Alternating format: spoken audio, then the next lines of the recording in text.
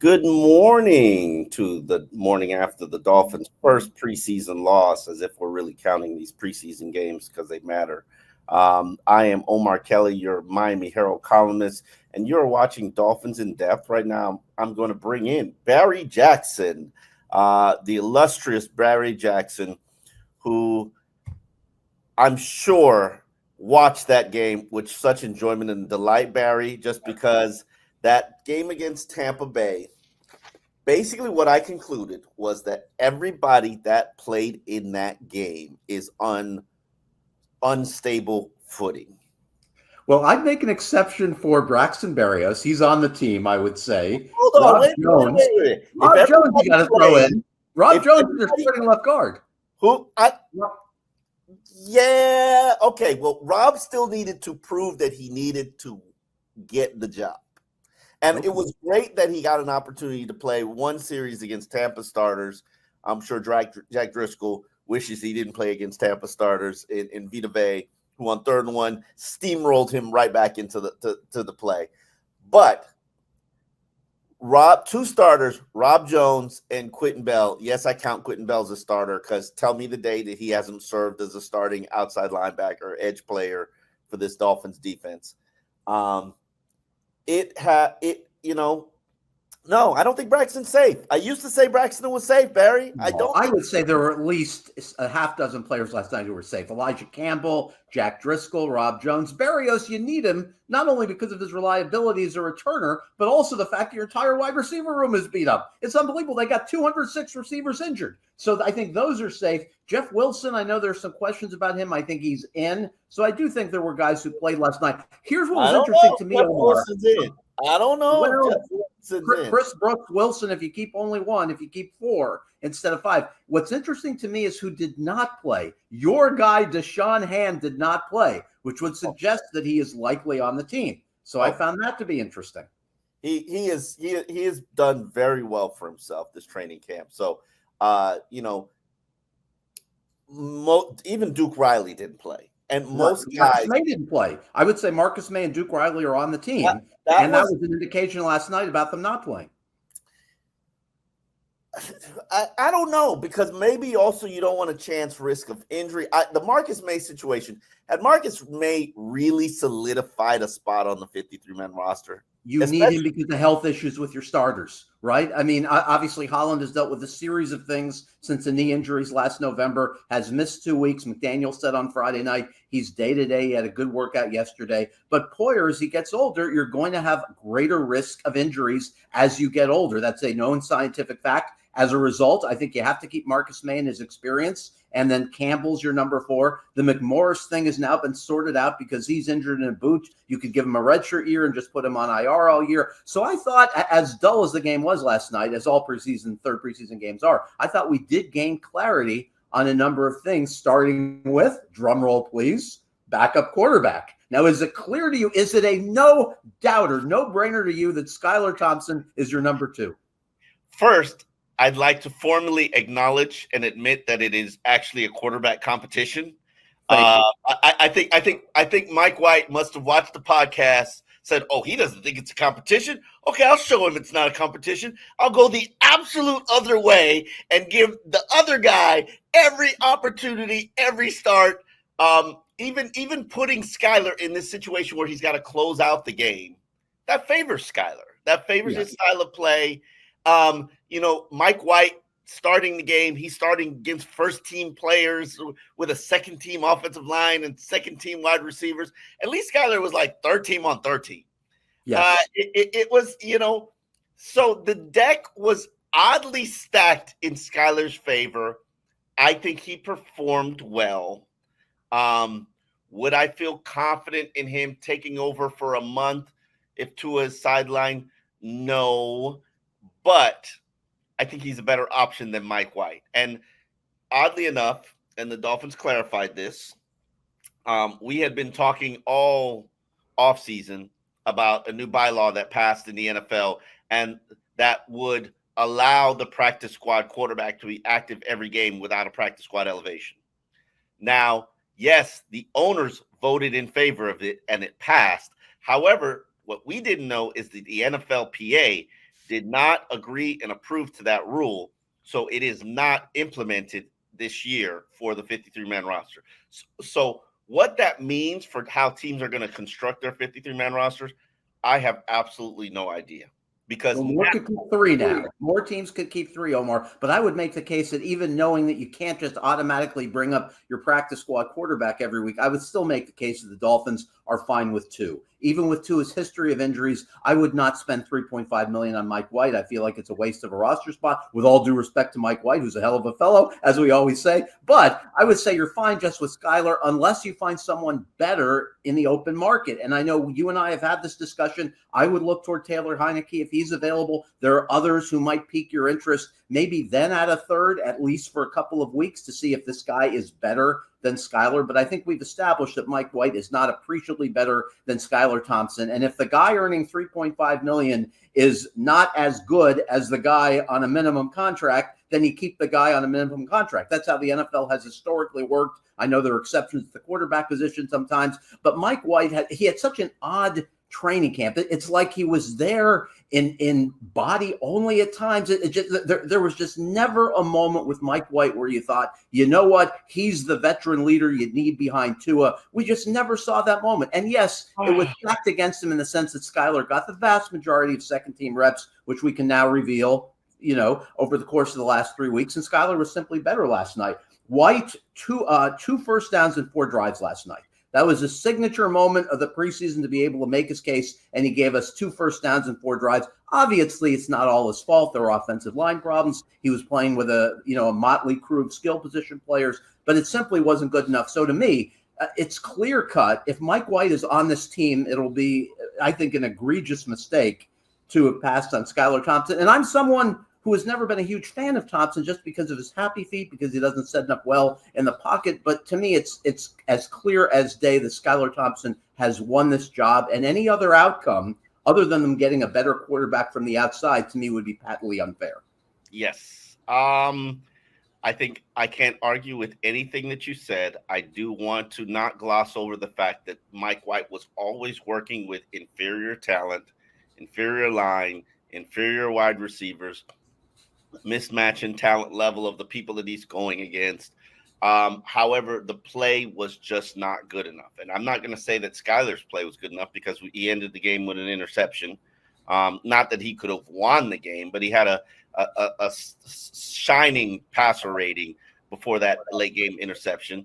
And he finished the game with a 99.3 passer rating. However, do I feel comfortable where they are at quarterback? No, but I think you've got other fish to fry on other situations. So we'll see. Yeah, I'd like to have seen a call to Tannehill, but I guess we're past that point. No. Die with Why waste the money? Why Tannehill's not playing for cheap, and Tannehill is he's not. And realistically, the truth is Tannehill's probably not trying to come back here. Okay. And, well, I don't want to hear any complaints if, God forbid, Tua misses 4 weeks and Skyler Thompson plays and they average 6 points a game. I don't want to hear any complaints from you then, because I'm giving you a chance to call Ryan Tannehill now, and you're saying no. Nah, I'm good. Let's hear from Skyler Thompson, who really maximized his opportunity all training camp. Chill, kind of relaxed, really been going at it hard these past couple weeks. We get a little rest time here before we got a week of practice, and then getting ready for week 1. So I'm just gonna relax.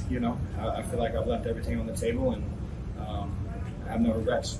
What's it like? I remember we talked to you the first week of camp, and we didn't know if it was a competition. You didn't know if it was a competition, and here you go, take the majority of the second team reps, and then start the first game, and now finish this game strong.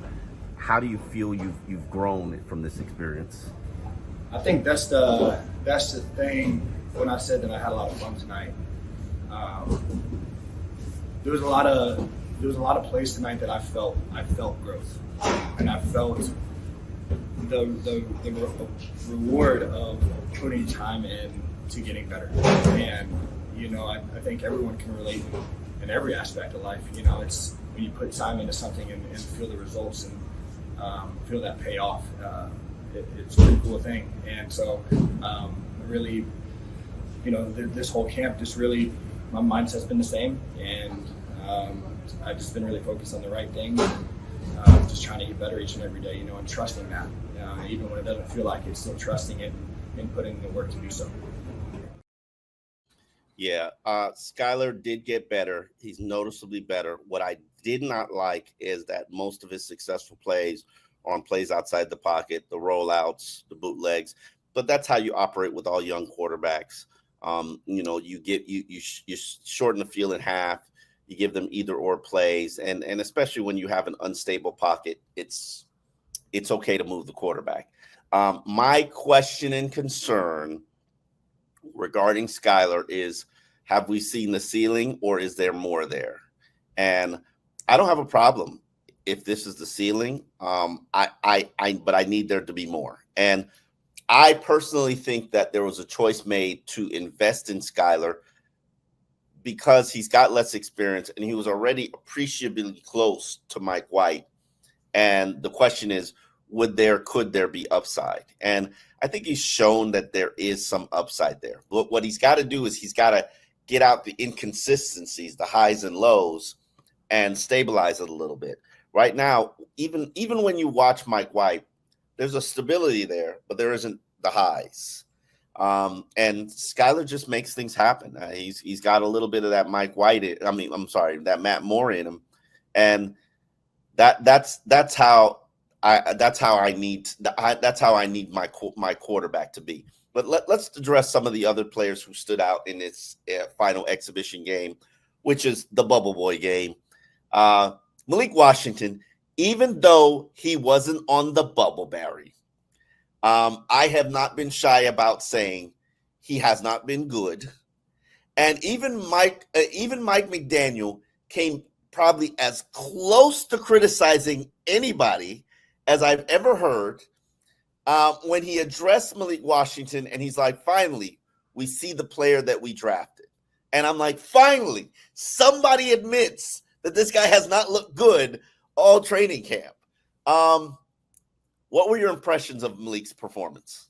It was very encouraging. To me, that was the most encouraging thing last night, to see the 40-yard reverse run, the 45-yard kickoff return, the 28-yard punt return, throwing a 7-yard reception, 120 yards total last night in total yardage. And to me, he has become a viable candidate for your punt returner job. I think you have to seriously consider giving him that role, or at least opening the competition with Berrios. We'll see about kickoff returns. But to me, he's more electrifying. Berrios isn't safe. Well, I think he's on the team because they need veteran receivers, and Berrios is reliable. But I think you have to open up that competition. So I think last night proved, without question, Malik Washington is on the team. And I think even without these slew of injuries, he had to invest more time in a guy who caught 109 passes at Virginia last year, has skills, was one of your draft picks. So I'm more encouraged last night, Omar, about what he can become as opposed to just being on the team. I think he can be a weapon. Who knows if he'll ever be a top 4 NFL receiver. But I think at the very least, he can be a guy who gives you energy and explosive plays on special teams. And you can also obviously use them on reverses and other plays, gadget plays, to be effective. So that was the most encouraging thing to me last night. Second most encouraging thing to me was how Channing Tindall was all over the field. And to me, there's no question now he is on the team. And remember how a couple of years ago, Josh Boyer briefly used him in that spy role. We saw him in that role against Justin Fields. It was a total debacle. And then we never saw Channing Tindall again.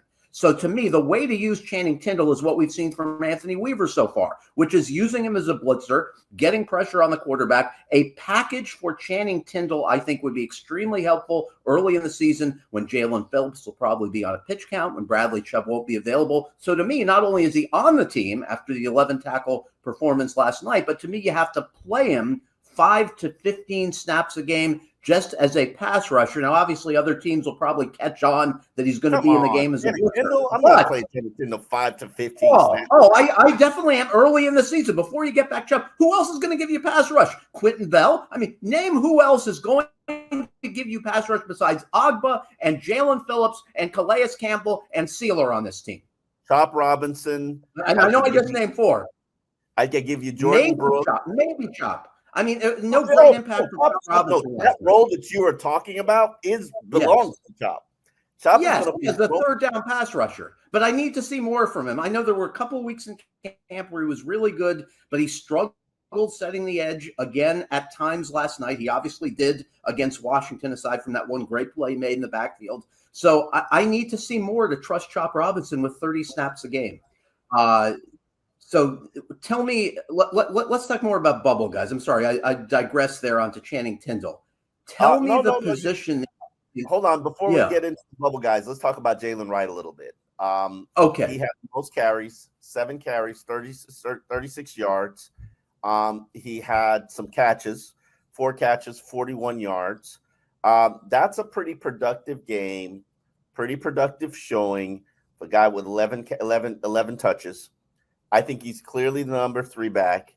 At this point, I'm pretty much convicted. I think it will be Chris Brooks over Jeff Wilson, because Jeff Wilson, why was Jeff Wilson on the field, Barry? Because everybody on the field was in danger. Now, Chris Brooks probably didn't play because of the concussion situation, but it's very clear to me and very abundantly clear. I would argue to you, Barry, that Jaylen Wright's preseason showing far exceeds Devon Achane's preseason showing. And that's encouraging for me, especially when he openly admits, I really don't know what I'm doing. I'm still learning this offense. And here's Jaylen Wright in his own words. I feel like me playing in the SEC has prepared me a lot. Everybody flies around. So, I mean, I was really prepared for everything, just learning the schemes and offense, the details and everything. So that's what I learned. But where do you feel you are in terms of understanding the details of this offense? Most of the rookies that have come through here say, okay, this is a complicated offense to learn. I think I'm doing a pretty good job learning it. Of course, I still have, a lot of learning to do, since I'm a rookie.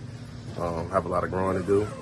But so far, I feel like I got everything, all the important stuff down to where they trust me on the field in the regular season. So, when my opportunity comes, I'm ready to take full advantage of it. What do you think you've improved from day one in training camp to now?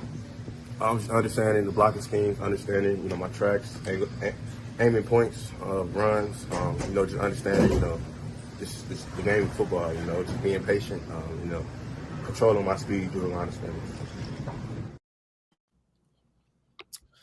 Now we bring in Isaiah Smalls, where we're going to break down some of these bubble decisions. The 53-man roster, it's always an exercise in futility because I'm going to get it wrong. It's just going to be wrong just because of the nature of the situation. But there's so many different factors that play into how many do you keep, who's on the bubble.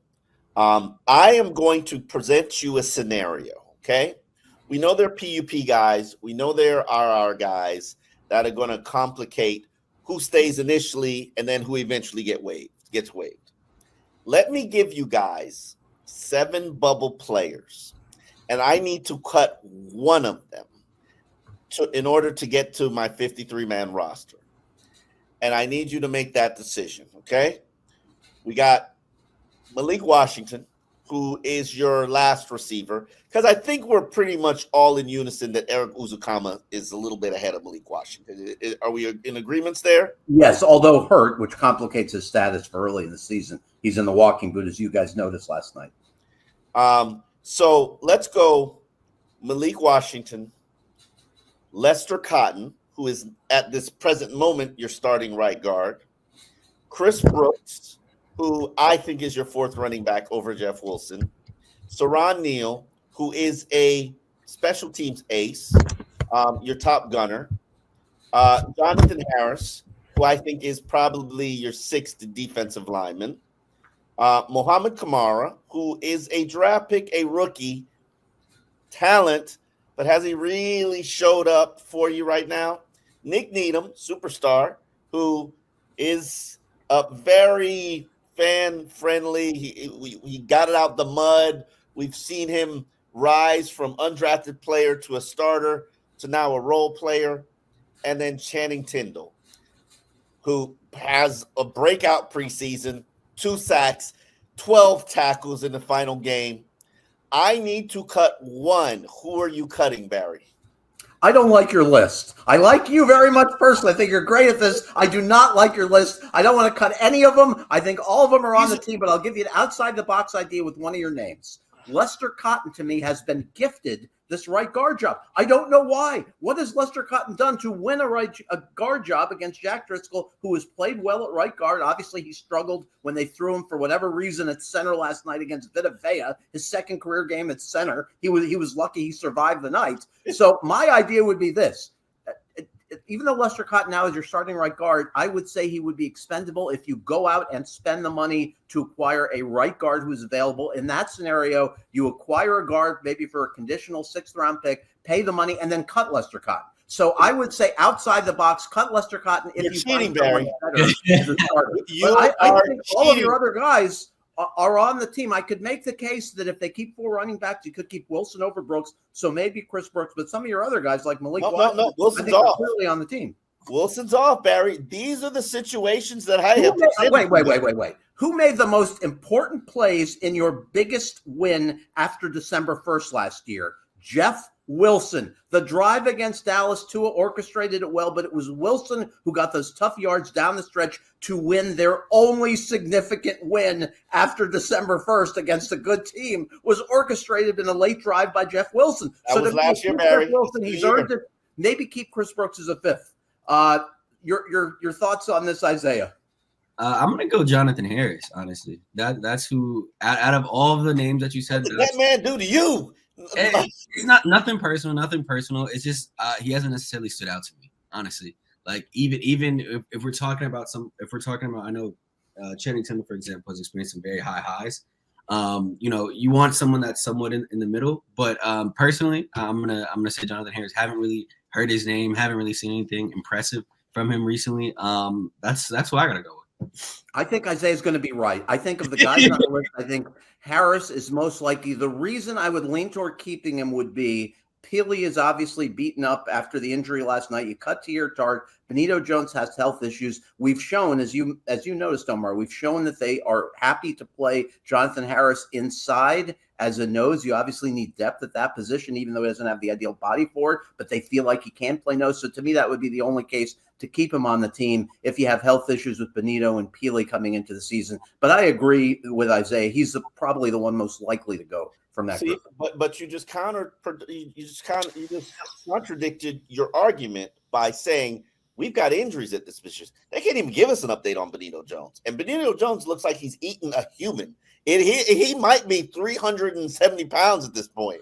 I don't know how you got bigger in 2 weeks like that. Obviously, I know players lose a lot of weight during when they're in training camp, but man, Benito Jones is injured.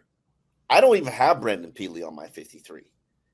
Who's going to play nose? Is Calais Campbell going to play nose while Benito Jones is injured if you get rid of Jonathan Harris?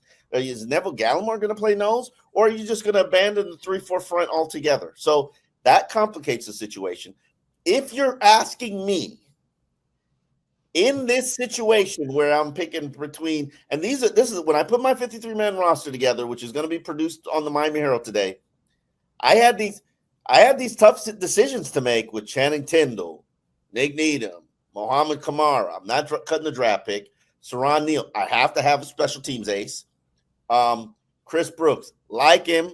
Don't love him. And to me, the decision came down to Nick Needham or Chris Brooks, who I'm pretty confident I could put both of those players on my practice squad. But you know who I'm going to cut? I'm going to cut Nick Needham just because I feel it's the fair and right thing to do. Gives him an opportunity where he can go out and find work if another team needs some assistance, or you can come back here on my practice squad. And I'm pretty sure I'm more confident that more people would claim Chris Brooks, even though he hasn't really done anything, as opposed to claiming Nick Needham. But also, Chris Brooks is a better special teams contributor. And I think when you're thinking about that final 10 spots on the roster, you have to make special teams top priority in terms of who is really helping me in the third phase of the game. So that's a tough decision. I also didn't want to bring up something that Mike McDaniel said after the game that really just had me like, huh? And also, based on fans' reactions to my tweet of what Mike McDaniel said. And I want to quote Mike accurately because we make sure we do that. He basically said that, to paraphrase it, that Liam Eichenberg had one of the best training camps of 2024. And I'm thinking to myself, like, are we talking about like desperate need? Like, thank you for saving our training camp by going and playing center. I like Liam. I know I've mocked him, and I know we've done the Eichenberg Express, but I do genuinely like Liam. Problem is, the ground also likes Liam, and he is on the ground a lot.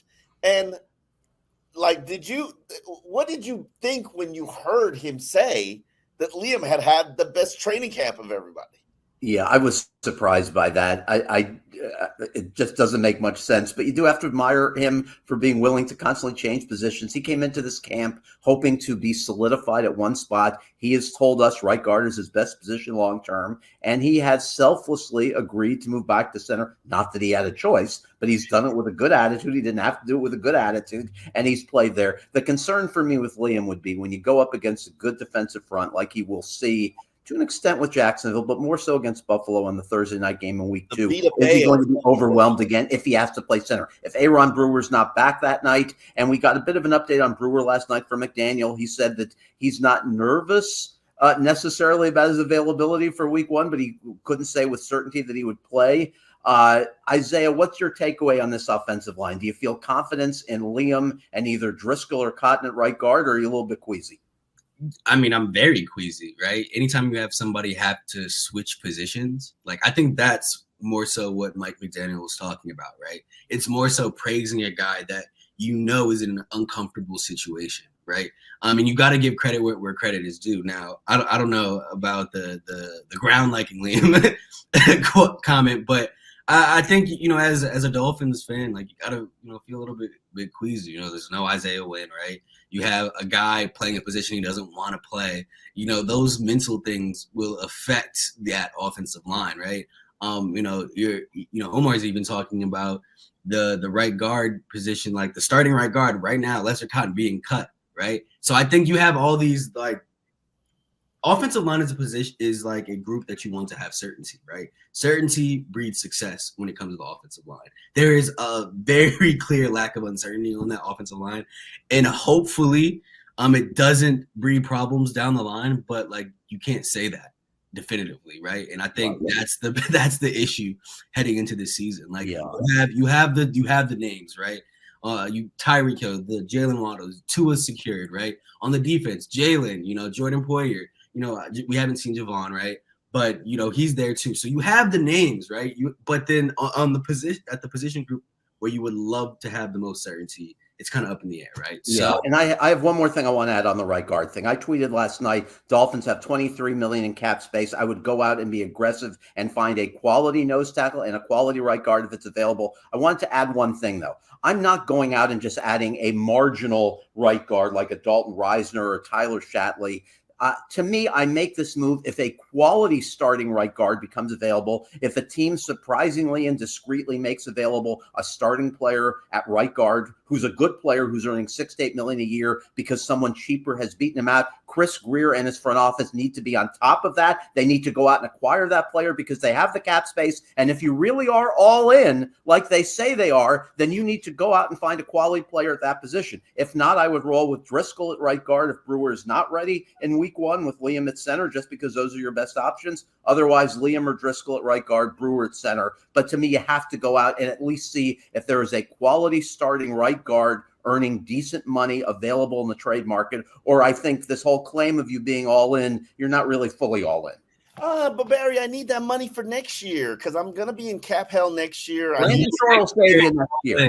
Brandon Shore is going to change around some numbers. He's going to make a 3 into an 8. He's going to push money down the road to 2039. So worry about that next year. And I usually am one who loves to roll over cap space, but now's the time you have to address your needs. To me, the most mismanaged position on this roster this offseason was not the offensive line. It was nose tackle. Why'd you bring in Tier Tart if he's not a good scheme fit, as Mike McDaniel said? We know that Benito Jones, even though you should praise the man for making himself an NFL starter in Detroit, we know that he was statistically one of the worst defensive tackles in the league last year, according to the Pro Football Focus metrics. So why did they do nothing more to adequately replace Raekwon Davis? I know Raekwon wasn't great, but he was at least competent. They had the money for Raekwon Davis or somebody like him. So to me, that's the position that's going to bite them in the butt. And I know Anthony Weaver doesn't use a ton of three-man lines, and I know Calais Campbell can play inside, but that's the position that really irks me because there was the money to have that not be the concern that it is heading into the season.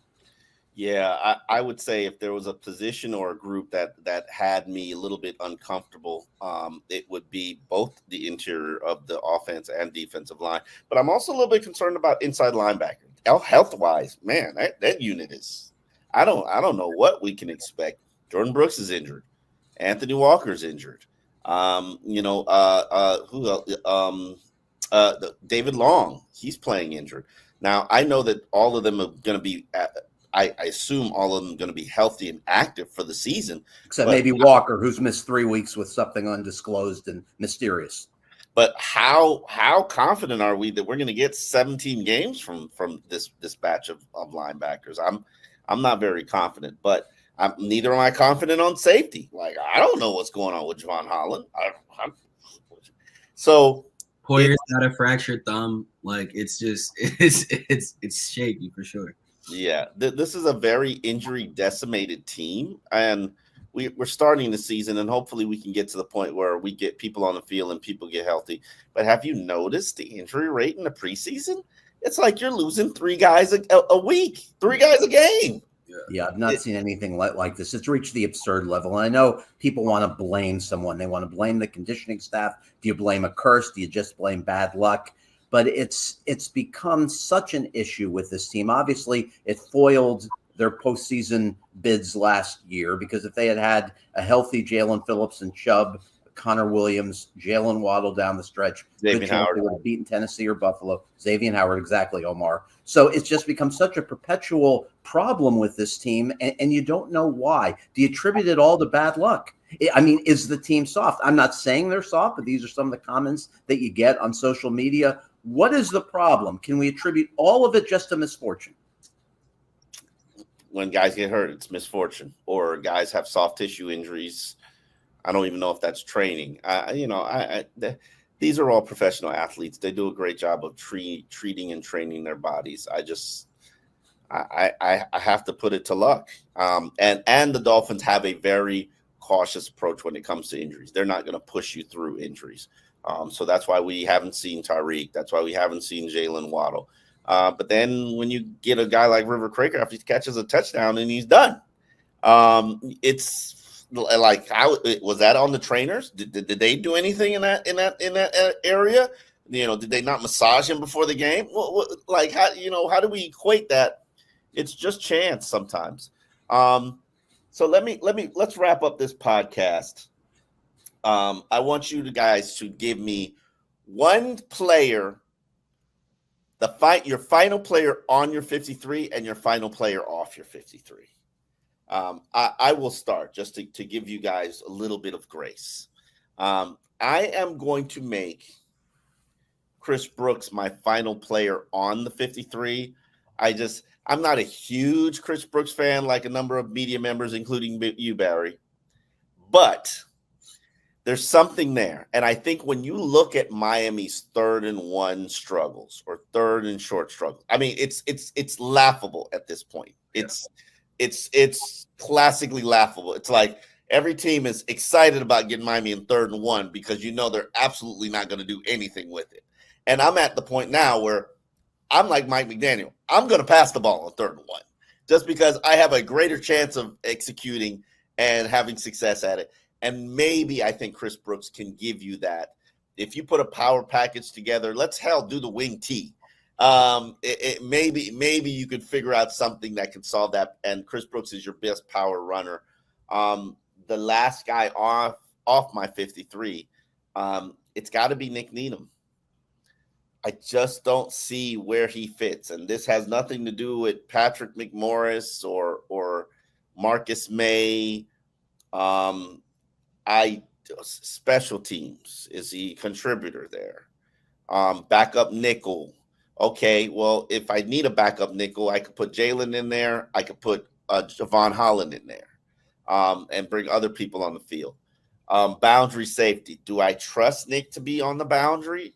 Do I trust him to be back there at safety?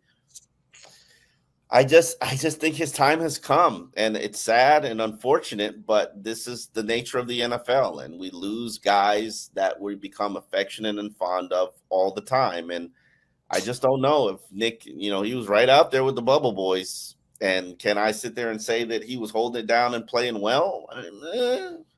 I really can't. Where are you, Barry, with your final guy on and final guy off?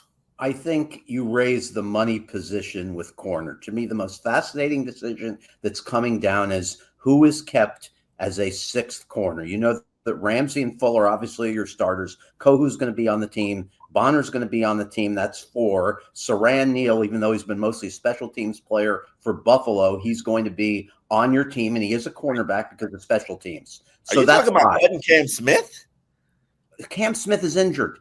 I'm not counting Cam Smith toward the first part of the season. IR? He's week to week with the hamstring. Yeah, I think he's a possibility for short-term IR. So you have 5 healthy corners. That's not enough. You obviously need a 6th. So to me, the most fascinating decision coming down is this. Do you keep Nick Needham as your 6th corner? That he'd really be your 5th because you have to count Saran Neal as a corner, but I think Needham would play ahead of him. Do you give Nick Needham that job, or do you go with one of the kids, Isaiah Johnson or Storm Duck? Johnson and Duck have been very good throughout camp. Each gave up a touchdown reception last night with Isaiah Johnson. Obviously, there were 2 consecutive plays later in the game. One, he made an excellent play in the end zone. Then he gave up a touchdown on the next play. His coverage was pretty good. He still gave up the TD. To me, this is the most gut-wrenching decision they face. You've got to keep a 6th body as a corner who would probably be your number 5 corner early in the season. Is that player Nick Needham? Is that player Storm Duck or Isaiah Johnson? I wouldn't know what to do if I were Chris Greer. To me, this is a very difficult decision. I love Nick Needham's professionalism. I love his reliability. I love the fact that he knows this defense backwards and forwards. I love the fact that he can give you snaps at safety as well, and in nickel and on the boundary. That versatility has to count for something. But at the same time, we know the success the Dolphins have had with undrafted rookie corners. Do you give up on Duck? And when I say give up, I mean not have him on the 53, risk him to waivers. Do you give up on Duck or Johnson? Do you stick with Needham, or do you go outside? That's the most gut-wrenching decision on the roster to me. I don't know what they will do. Isaiah? Well, you still got to make a pick. Nope, Barry. Yeah. I'm going with Needham. I'm going with Needham only because of the versatility and the reliability and the fact that he can play multiple positions, and just hope that nobody claims Storm Duck and Isaiah Johnson. But I could make the case either way, Omar. Okay, so Duck would be your last guy off? Yeah. Your first guy off? Okay. Isaiah, what you got? So for me, I'm gonna go last guy on first. I'm going with Channing Tindall. I really like what I saw from him last night. You could see he really loves this Weaver defense, and as McDaniel said last night, you got to praise the kid. 3 defensive coordinators, 3 years, right? And I feel like this one, he seems to be the most comfortable. And he talked earlier this week about how it allowed him to just be more free and allows him to use his instincts, right? Which I thought were great last night. So I'm saying he's on. He made it. As far as who's off, I'm gonna have to go Jeff Wilson, because you guys talked a lot about how down the stretch he was making all these plays and blah blah blah. I saw him last night against the Tampa 2s, right? And I didn't see anything there. I didn't feel like he had that burst. I didn't see him making plays. It seemed like a lot of times he was getting stuffed in the backfield. You look at this roster, right, and you think about the running backs that they have, right? I don't think that the Jaylen Wright pick was made out of just, it's a Mike McDaniel pick, right? I think Omar and I were talking about that last night. It's a Mike McDaniel pick.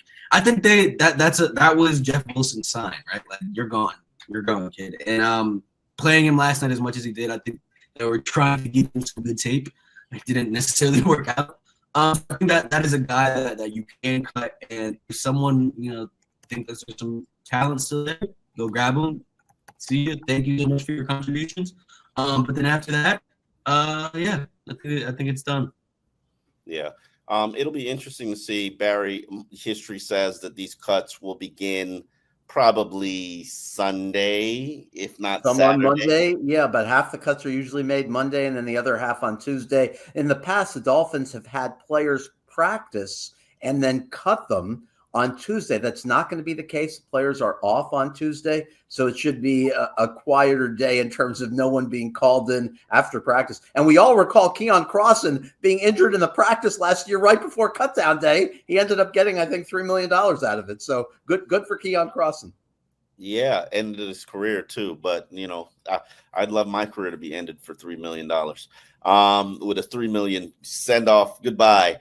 On that note, we are out. Dolphins in Depth. We'll be back to discuss cuts when they start to happen. We look forward to continuing to be here for you. Like, subscribe, tweet, comment, and we will see you later on next week.